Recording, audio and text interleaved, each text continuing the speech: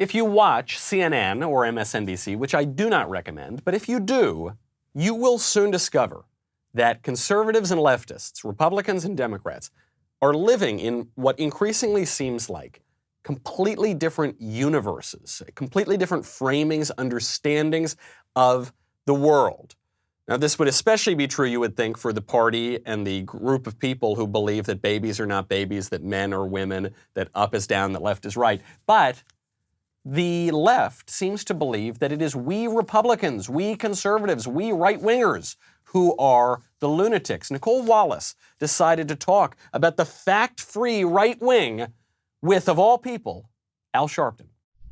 I was off a couple of days last week, and I tuned in to a little bit of Fox News in prime time and was aghast. I mean, they are pumping flagrant lies into the millions of viewers on their network. They are saying, they are interviewing these lunatics, these they call them lawyers. I'm not sure how any of them have law degrees, who are saying that there are a million votes here and observers not here. These cases have been filed. They have gone before judges who are Democratic and Republican appointees, and they've all been thrown out. I mean, do you share President Obama's concern about this alternate universe of fact-free information that's being pumped into Trump's base? I share it absolutely, and then some. We can have in any political climate different opinions, but we can't have different facts. We are now in a nation where facts don't matter. You make up facts, and not only do you have an alternative reality, how do you debate someone that is dealing from a totally fictitious premise? How do you debate someone who is coming from a totally fictitious premise? Says Al Sharpton, one of the most famous liars in American politics, on MSNBC, which has lied and gotten everything wrong for the past 4 years. We will examine how we got to the alternative universes and how to come back home. I'm Michael Knowles. This is The Michael Knowles Show.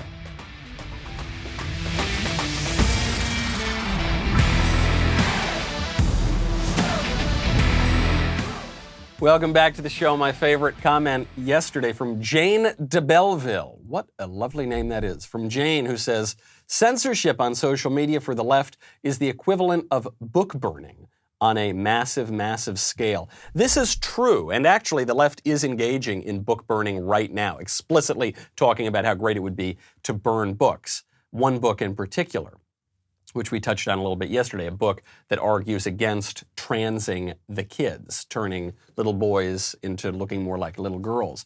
But I actually think the right gets the idea of book burning and censorship a little bit wrong. I think they're kind of misstating their argument, and as a result of that, we're giving the left more of an opportunity to attack us. We will get all into that. It actually all has to do with how we frame the world. This is a time of increasing strife, of increasing danger, of, it seems, increasing insecurity, which is why it's very good to defend yourself. The ability to defend yourself and your family has never been more important or critical, and you need to be prepared. That is why Personal Defense Network has the world's largest collection of high-quality educational self-defense material on the internet. From firearms to self-defense to home defense training, Personal Defense Network will come to your rescue, quite literally. This is not just some old training video out of the 80s where you put it on, and you just sort of watch it and doesn't. No. These guys have spent many months developing content specifically for these trying times. And they don't just tell you what to do, they explain the whys and the hows to help you develop your skills on your own. I was so thrilled when Personal Defense Network came on the show because, look, I just moved to Tennessee. This is a place where you actually are allowed to defend yourself. Me, I don't exactly have, special forces training here, but it's a wonderful way to get to learn how to defend yourself. So right now, text code MICHAEL to 474747. The discount that you will get will automatically apply at checkout. Because you're a listener of mine, their premium membership will be, I kid you not, $3. $3 for the first year. PDN tells me this is one of their best deals ever because this plan normally sells for $69. Text code Michael, MICHAEL, to 474747, and the discount will automatically apply at checkout. Alternative universes. Nicole Wallace doesn't have any credibility when she mentions this on MSNBC. MSNBC has been running conspiracy theory after conspiracy theory for the past 4 years, starting with the Russia hoax, denying the spying activities of the Obama administration on the Trump campaign, then going to the tax returns. You remember they said, Trump has evaded taxes. We have them here. And then Rachel Maddow opens them on the air and it turns out he actually paid his taxes. So they don't have any credibility, but she could have gotten away with it had she not then turned to Al Sharpton. Al Sharpton, who launched his career on a lie. People forget this now, but Al Sharpton really burst to national prominence with the Tawana Brawley hoax. That was a rape hoax in, what was it, the 90s, where this gal accused these men of raping her. It became very racially charged, and it was just complete BS. And Al Sharpton has lied about so many other things. He has no regard for the truth whatsoever. He is a cynic. I mean, he's a true cynic where I don't even know that he's a liar so much as he just doesn't care at all whether something is true or false. But the point that they're getting at sort of hilariously depicts this different framing that we have. The left is looking at the country through a completely different angle than the right is right now. And the right is more correct than the left is, but we need to understand how the framing works. I think sometimes we get a little too comfortable on the right just talking about facts, just talking about the raw material, as though we don't have interpretive lenses ourselves. I'll give you an example of this. I'll give you an example completely out of the partisan sphere, so completely out of, Biden or Trump or politics. Harry Styles just put on a dress. Harry Styles wore a dress. I don't even really know who Harry Styles is. I kind of recognize the name. What is he, a singer or an actor or something like that? He's some show business guy. And he takes this picture wearing a very silly dress. But as far as I can tell, he's not wearing the dress ironically. He's wearing the dress earnestly. And Candace Owens, my friend and now colleague, Candace Owens, tweets out, there is no society that can survive without strong men. The East knows this, and the West, the steady feminization of our men at the same time that Marxism is being taught to our children is not a coincidence. It's an outright attack. Bring back manly men. And she trends for this on Twitter. People were so upset that she said this. How dare you suggest that Harry Styles can't wear a dress? Now, some people on the right, the more libertarian right, get this wrong. They say, who cares if he wears a dress? It has nothing to do with me. It has nothing to do with culture. It doesn't have to do with politics. First of all, yes, it does. Yes, it does. We need to stop this silly thing that everybody can do whatever they want to do, and that has no political or cultural effect at all. First of all, it obviously has a cultural effect. If men start wearing dresses, that is a description of culture. What is culture? It involves our cultivation. It involves how we behave in the world. Right now, men wear suits, a little bit at least. They wear suits. That's just a cultural norm. Men, I guess, could wear dresses, but that would be a different culture. But moreover, it is political. Politics is just how we all get along together. That I know we have a very narrow definition of politics now to just what certain departments of the government do, but that's not historically what politics is. And I think conservatives are very silly to adopt this narrow view of politics. Politics is just how we all get along together. So obviously culture affects politics affects culture. It's a little bit of a blurry line. And it is political. When a public figure does something in public, that is a political statement. And the political statement here is that men ought to wear dresses. And it's something the right doesn't get either, because sometimes the right either gets too permissive or too moralizing about this. And the real answer is somewhere in the middle. I can't believe I even have to say this. It's so weird that our culture has decayed so much that I have to say this obvious truth. Men wearing dresses, dressing in drag, is funny because men are not supposed to wear dresses. It is funny. I know some people want to really moralize and say drag isn't funny. It's merely an abomination. It's merely the, okay, but it is kind of funny. It's funny because it's incongruous, because men are not supposed to wear dresses. But you need that second part for it to be funny too. If you live in a world where you think men are supposed to wear dresses, then it's not funny. Right? This is something the left managed to do. They somehow managed to make drag queens boring. I don't know how you do that. They somehow managed to make these crazy, insane parades. There's a parade in New York on Coney Island. I think it's called the Mermaid Parade. And it's where all these drag queens dress up in crazy costumes. And it's very weird. That's the whole point of it, is it's supposed to be weird. Now we're supposed to be told this is entirely normal. But it's not normal. Men are not in dresses.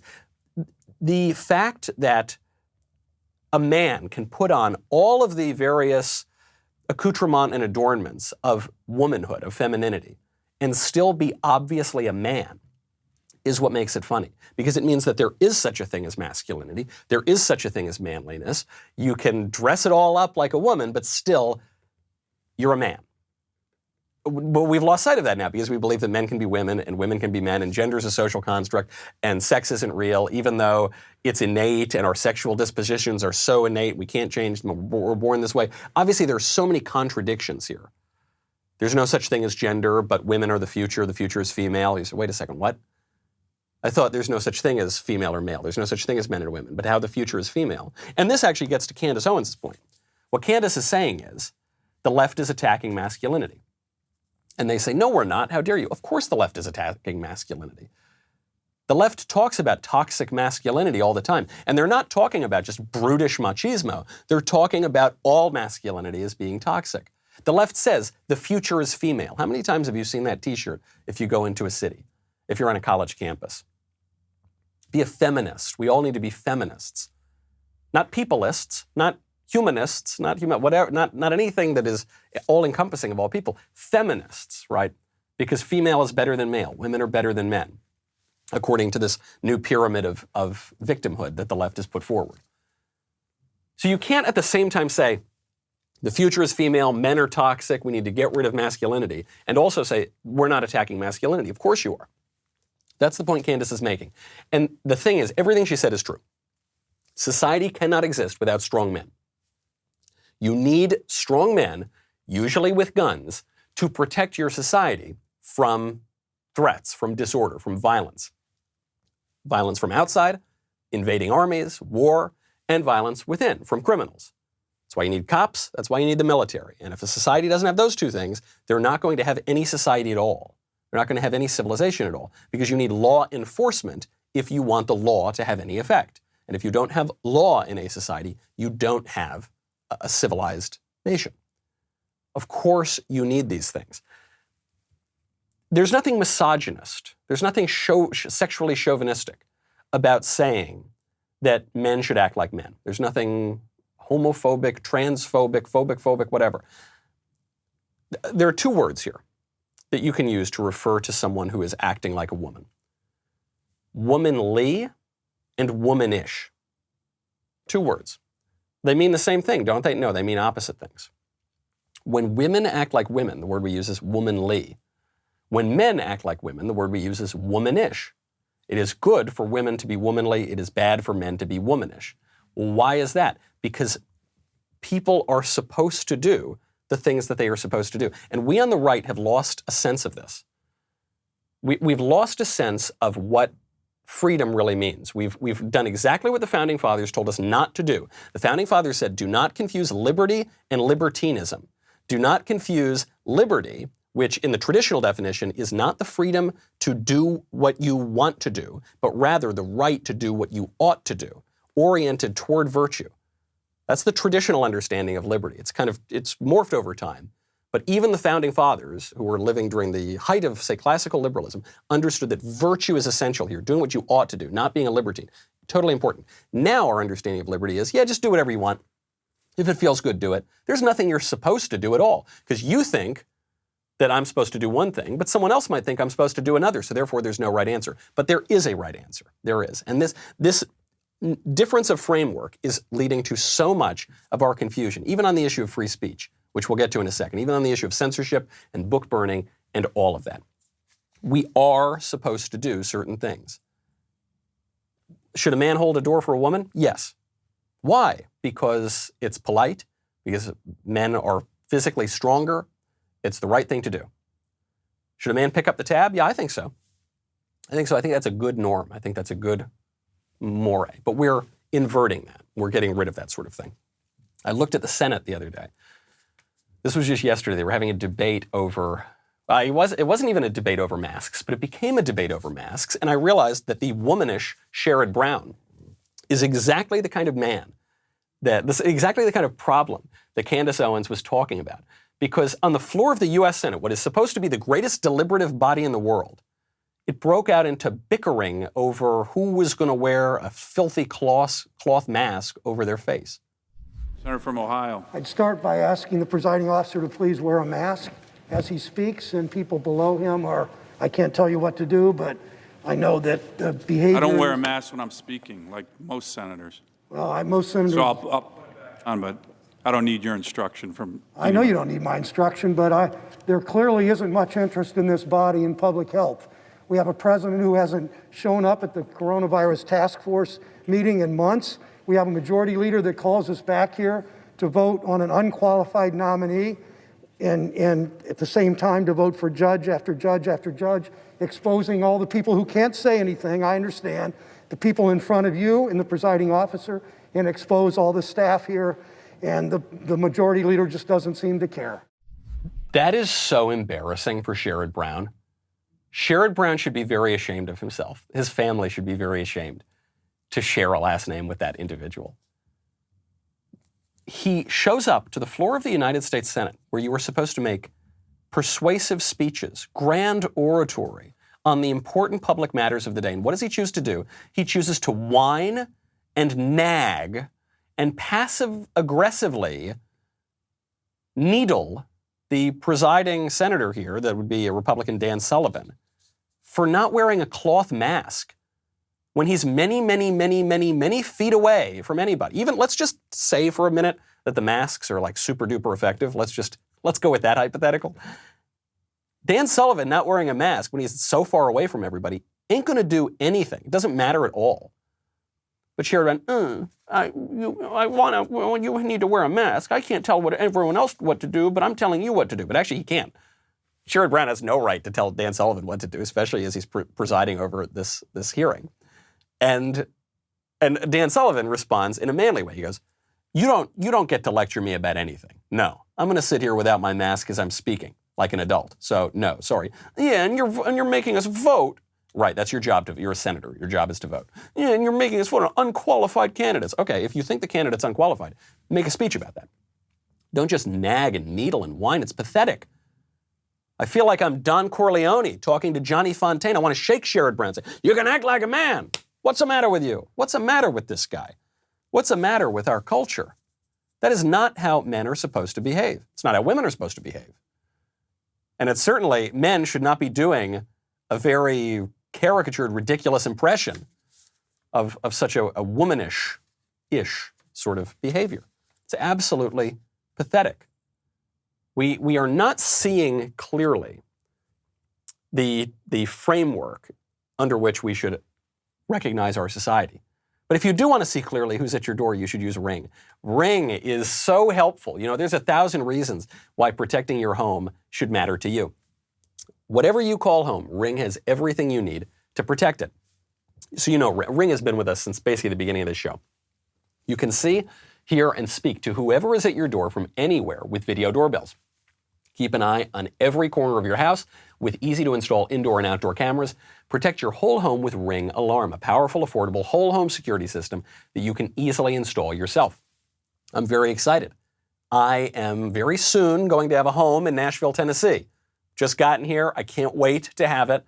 And I'm so pleased that I will have a Ring. Because, look, you want to know who's at your door maybe in the middle of the night. You want to know even who's dropping a package off. You want to know maybe if your mother-in-law is going to come visit you. Get a special offer on the Ring Welcome Kit at ring.com/Knowles, Knowles. Comes with Ring's Video Doorbell 3 and Chime Pro. The perfect way to start your Ring experience. Go to ring.com/Knowles, Knowles. That is ring.com/Knowles, Knowles. So pathetic. Also, they have more pressing matters. Even, again, let's say that the masks are super duper effective. Fine, let's say that. Let's say that Sherrod Brown actually is somewhat at risk. He has gone to the Senate, ostensibly, to work on public policy, to make life better for the people, to actually sacrifice a little bit from his personal life so that he can give to the public, so he can serve the public. And all he does is get up there and whine about his personal safety, which is not at risk from Dan Sullivan, all that far away, not wearing a cloth mask during a virus that has an extraordinarily high survival rate. But even if it were dangerous to him, this prioritization of one's personal comfort and safety over the public in the U.S. Senate, for goodness sakes, very, very unmanly very much proves Candace Owens' point. And the Senate is really at risk here, by the way. Do you want more of Sherrod Brown in the Senate or less? Right now, the Senate is run by Republicans. It could be run by Democrats. It seriously could. It looked on election night, when all the legally counted votes were coming in, when the poll watchers were there, looked very clear that Republicans were going to hold the Senate. And then, middle of the night, people start counting. I mean, David Schaefer, who's the head of the Georgia GOP, said that they closed down vote counting at 10:30 at night. And then poll watchers went home. And then they illegally kept counting the votes until the wee hours of the morning.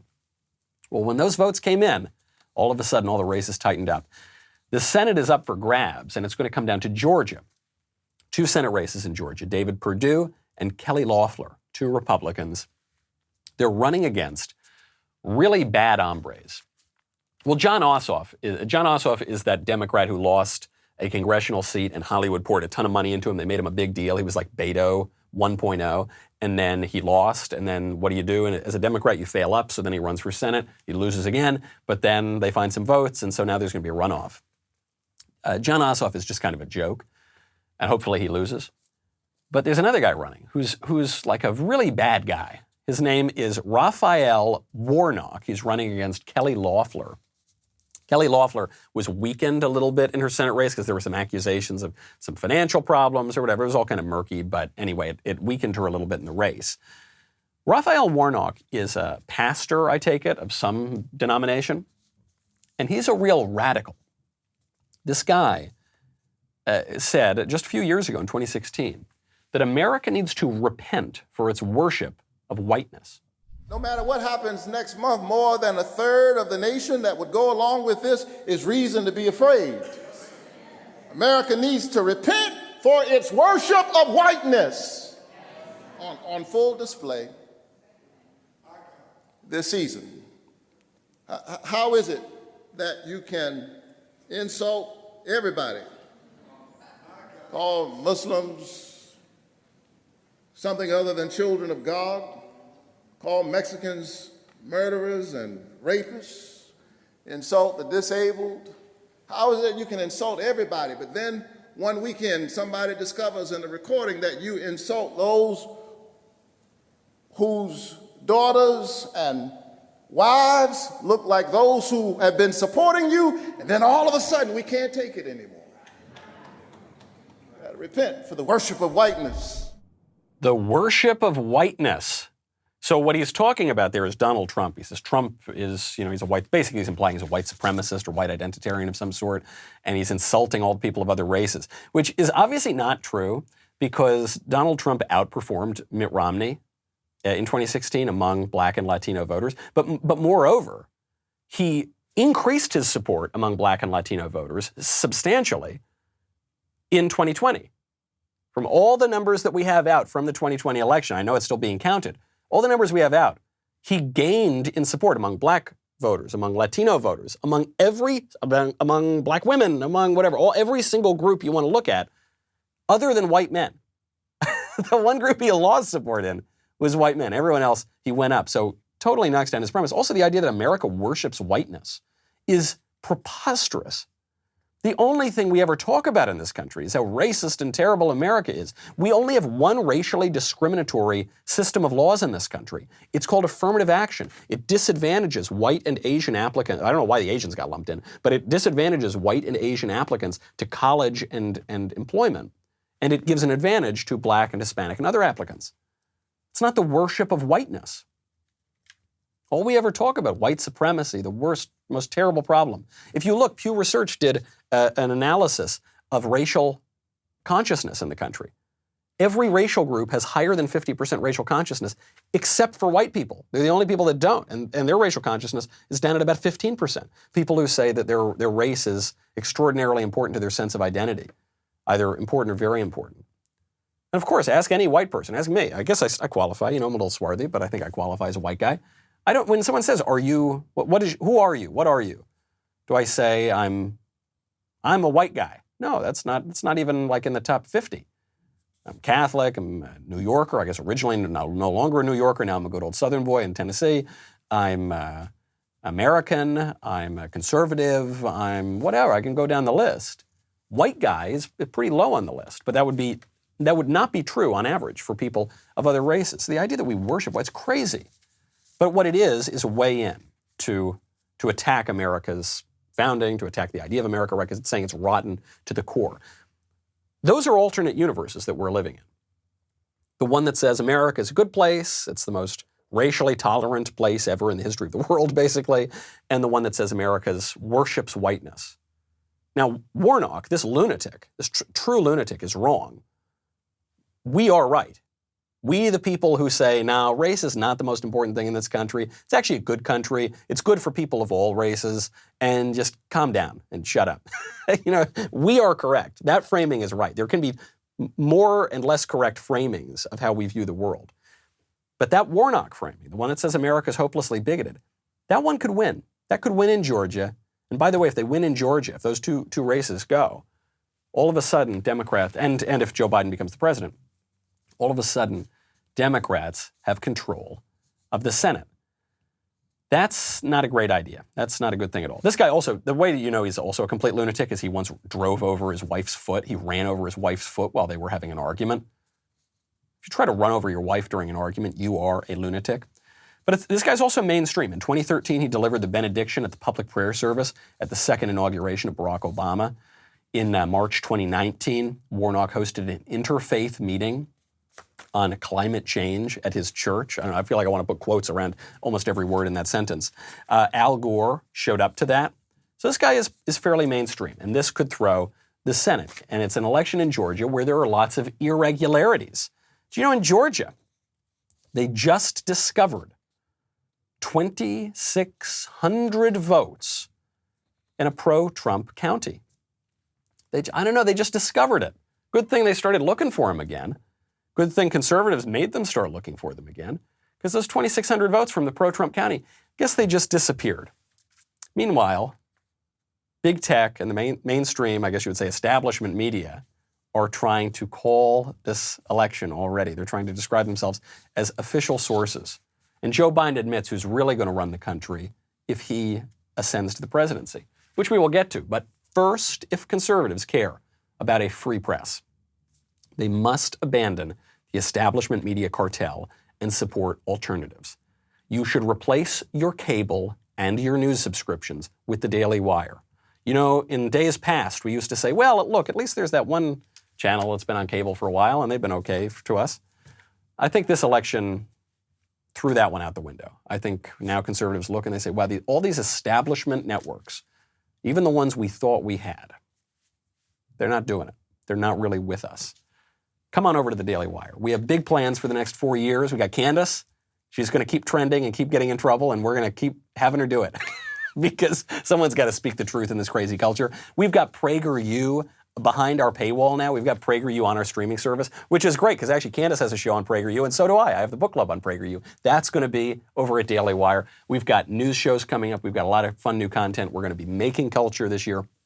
Replace your subscription to those legacy establishment outlets. Show your support for the Daily Wire. Keep the leftist tears on coming. We'll be right back with a lot more.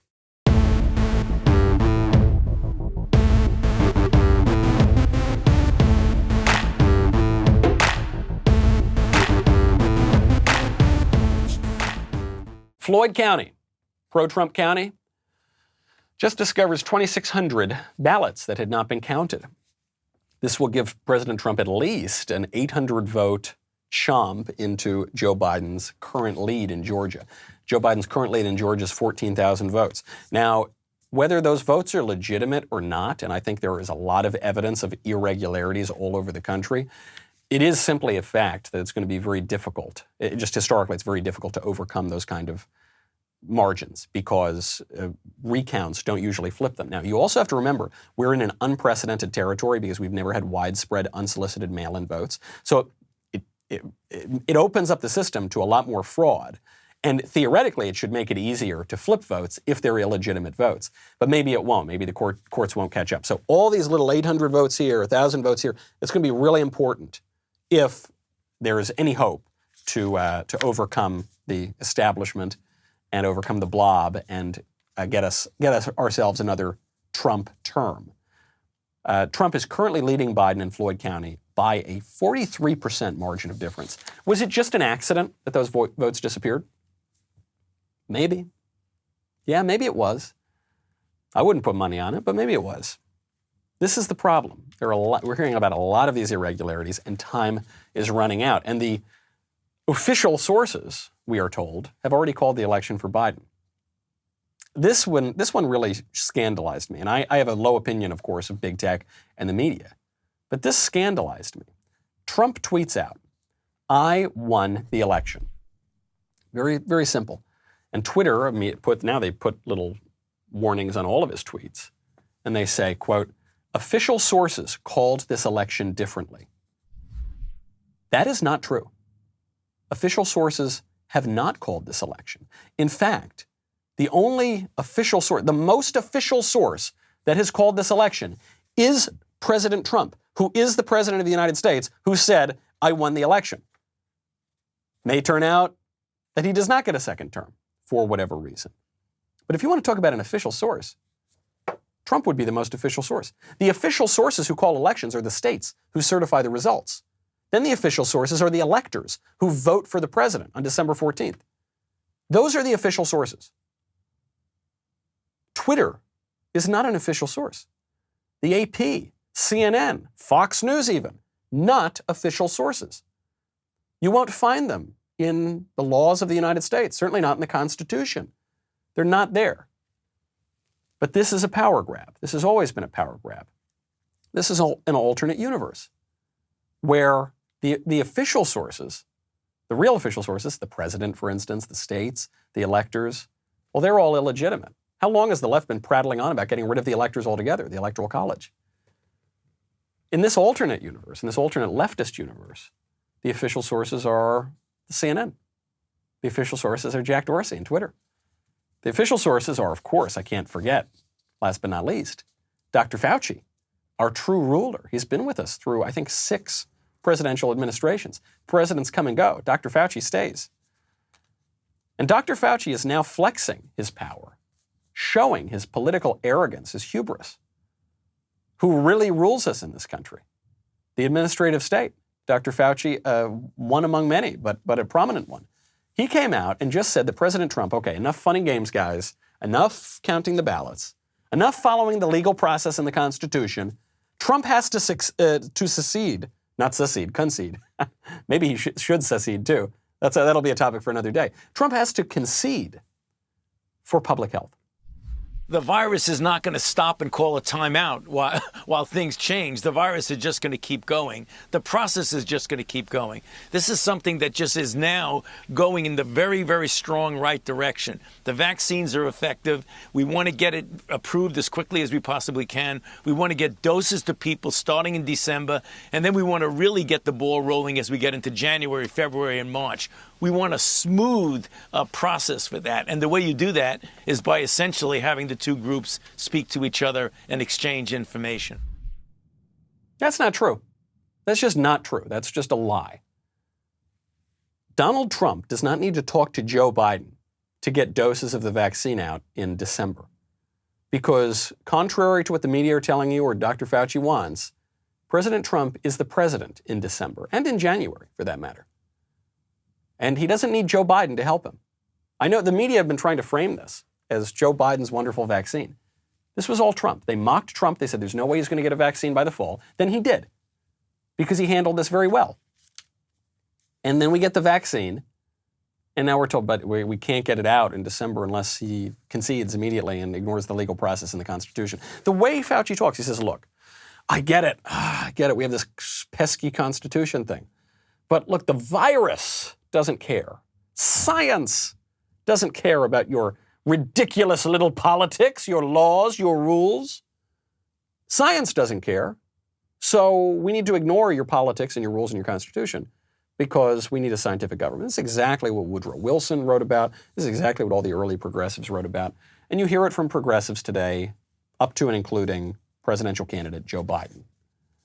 That's what you hear. Oh, look, science tells us we got to ignore. Global warming is going to kill us all 5 years ago or whatever it was supposed to kill us. And so that's why we have to give our sovereignty away to international bodies and have them write our laws for us because global warming is going to kill us in the 70s. No, I'm sorry, that was global cooling in the 70s. Well, something's going to kill us. Give away your rights. Give away your political tradition. I don't think so. I don't think we need to tell Joe Biden a damn thing to get that vaccine out in December. And I hope that the president doesn't. I don't like Dr. Fauci. I'm finally willing to say that, okay? We've all been making jokes about Dr. Fauci for a long time. I don't like him. I think he's incompetent at just about everything other than going on television with a straight face and contradicting what he just said the day before. What has he gotten right about this? The most famous thing he did in this entire pandemic was to go on TV early on and say, don't get a mask. Now we're told you have to wear a mask all the time. Even when talking about the vaccine, he said, yeah, it'll be 70% effective. Now we're told it's going to be 90, 95% effective. Fauci said that was basically impossible. Why are we listening to him? The guy's been wrong about everything. He's just sort of likable on TV to certain people who don't know any better. He's a slick politician. Well, fine. If he wants to be a politician, run for office, buddy. Run for office. Run for Congress. Run for the Senate. Run for president. He thinks he's the president. He thinks he can tell the duly elected president what to do. Because when it comes to Democrat presidents, progressive presidents, often the experts and the bureaucrats can tell them what to do. But he can't always tell Trump what to do.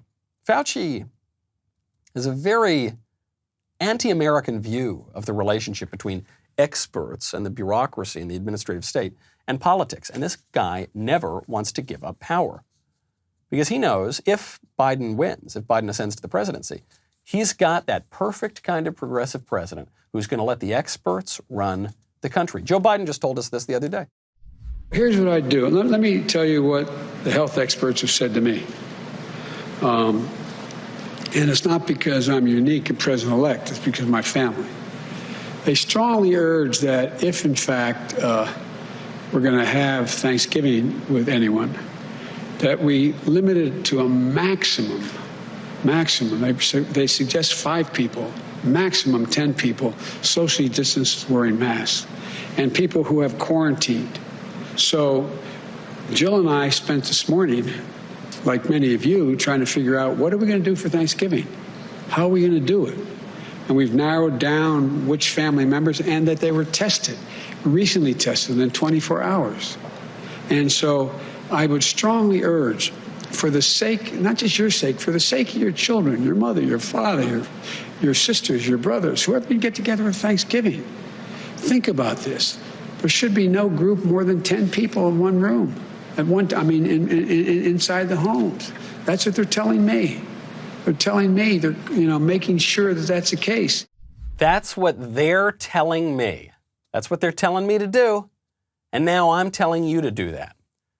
Because I'm the duly elected president. That's what Joe Biden thinks. I don't think he's that yet. We'll find out when they certify the votes. But what he's saying is I'm the duly elected president, and I'm nothing but a conduit for the experts and the bureaucrats who have been wrong about everything to rule this country. That's what he's saying.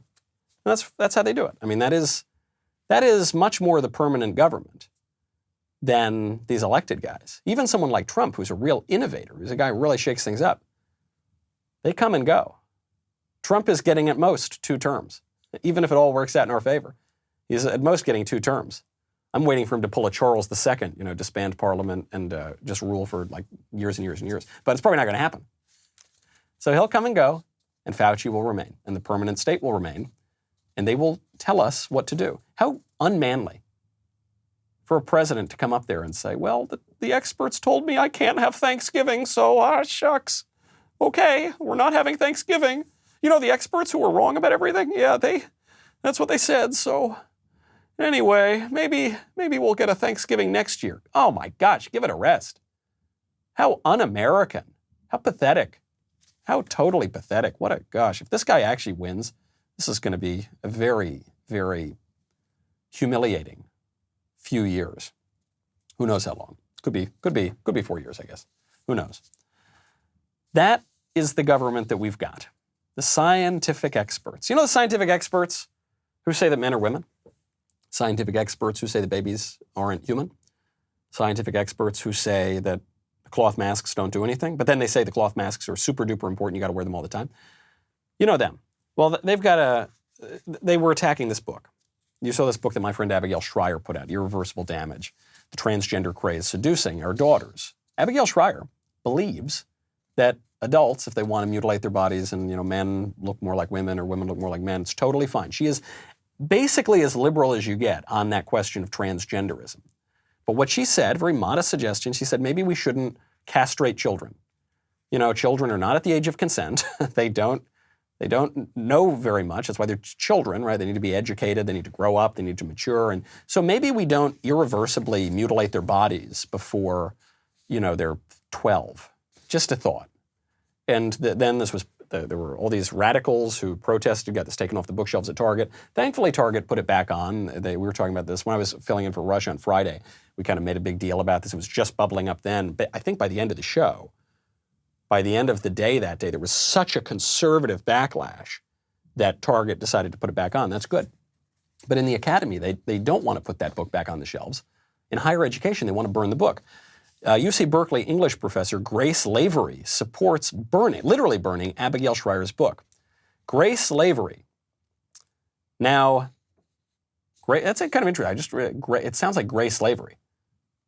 And the name is a made-up name because Grace Lavery is not a woman. Grace Lavery is a man who identifies as a woman, which actually people reporting on this story apparently don't know that, but just kind of Googled the guy, and it turns out he's a trans woman. So this UC Berkeley professor, Grace Lavery, says, since some people have misunderstood my tone and censorship is an important matter, and as a public educator, I have a duty to be precise. Let me clarify. I do not advocate defacing library books. I do encourage followers to steal Abigail Schreier's book and burn it on a pyre. Please make sure you use a safe pyre and that you have an extinguisher to hand. To be safe when you are burning books, remember all you're doing is removing a commodity from circulation, much as one might destroy a contaminated crop or take action if a distributor failed to do so. Now, it's easy to attack this lunatic, this person living in an alternate universe where English professors are supposed to burn books. But I actually think he's making a point that is worth conservatives considering, because conservatives now take up the mantle of free speech absolutism. We just support all speech at all times, and it doesn't matter how coarse or how crass or how subversive or how seditious or how treasonous even. We support all speech. You can never get in trouble for speech. And that's always what conservatives have supported, and the left is pro-censorship. Okay, I think we're overstating our case a little bit. I think that we're ignoring the Hays Code. The Hays Code, which, forced a kind of standard on popular culture, which conservatives supported and radicals opposed. And conservatives rightly supported it, and the best movies in American history were made under the Hays Code, uncoincidentally. I think we're forgetting the House Un-American Affairs Committee, which rooted out communists from the government, and which did engage in a sort of censorship. It engaged in a sort of speech code and a kind of standard. I think we're forgetting that. And I think when we pretend that conservatives have no standards at all, we're falling into a trap of political correctness. Political correctness, when it developed, there are a lot of terms for it. It came up in the really beginning in the 20s and 30s, and it's come up all the way through the present. Political correctness is really devious, and it's really effective because it's two things at once. It's a speech code, right? It's a list of words we have to say and that we can't say, and behaviors that we have to engage in, we can't behave in. And it's also an anti-speech code. Namely, it destroys the old standards. Political correctness is a negative vessel. It is an attack on the old standards. And so to use a simple example, now, in the olden days, we used to have sort of moral opprobrium for certain sexual behaviors because of traditional sexual morality, Christianity, Judaism, Islam even. And today we're told the opposite is true. So if you see the kind of internet meme of die cis scum, or the idea that heterosexuality is not just on an equal playing field with homosexuality, but it's actually worse because it's oppressive. Or cisgenderism, namely if you're a man and you know that you're a man, you're a cisgender, is not just on an equal ground with transgenderism, a man who thinks he's a woman, but it's actually worse because it's oppressive. Men are worse than women because men are oppressive in the patriarchy. White people we worship whiteness in America. It's a white supremacist country. It's actually worse than the other races. It's a total flipping, right? This is not to say that traditional behaviors couldn't use a little work. Of course, all behaviors at all times could use work because it's a fallen world. But to utterly flip the traditional Christian moral standard, for instance, or even ancient moral standards, in favor of radical leftism premised on extreme materialism, extreme individualism, extreme all these various things, is an anti-speech. And so the trick of political correctness is if you go along with political correctness, then the radicals get their way. But if you oppose political correctness on the grounds that you oppose all standards and codes and things like that, the radicals also get their way. Because what they were trying to do is attack the old standards. So as long as you say, look, I'm against political correctness and I'm against all speech codes, then you're saying, okay, they get to have explicit content all over TV. They get to degrade the culture in movies. They get to have weird stuff going on all the time. They get to push their radical policies. And you really can't say very much about it because you've said there are no standards at all. In reality, there is always a sort of censorship in all cultures and societies. There are certain things that are just out of bounds that you can't say, and you will be ostracized for it, and you may even have some punishments for it. We've had that in America all the time. We've had laws against obscenity from the very beginning. And no one ever said the First Amendment protected obscenity. At least only fringe people have said that. We've always had that. We've had laws against sedition. We have laws against threats. We have laws against fighting words. And that doesn't violate the First Amendment. There are things that are out of bounds. There are things that are out of bounds for conservatives. There are things that are out of bounds for leftists. And what this Berkeley professor is saying is, yeah, we need to move those bounds. Sometimes it's called the Overton window. That's another term for it. We need to move these bounds more in favor of the left so that perfectly mainstream things like don't trans the kids are now so unacceptable that you will be ostracized, you'll be called a bigot, you could lose your job, maybe you could be punished by the government for it. And I think what conservatives need to say is not, we need to lose all standards. And it's fine. If you want to trans the kids, that's fine. If you want to, you do you or whatever. Instead of that, we need to say, okay, we want to have a good standard.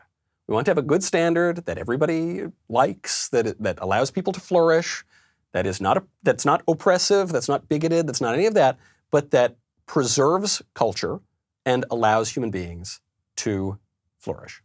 That's what we have to do. That's the adult version of this guy's conversation, of what he's trying to push. And I think, in a way, this professor is pointing out a mistake conservatives have made.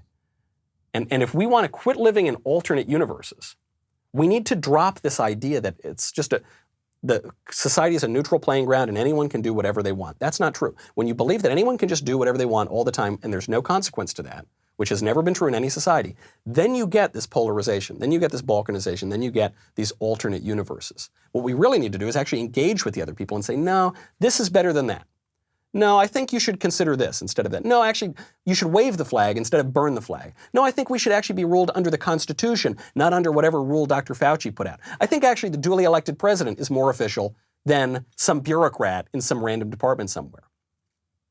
We need to have a standard and defend that standard. That requires courage. That requires, you might say, manly courage. And unfortunately, as Candace shows us, that is in short supply. I'm Michael Knowles. This is The Michael Knowles Show. I'll see you tomorrow.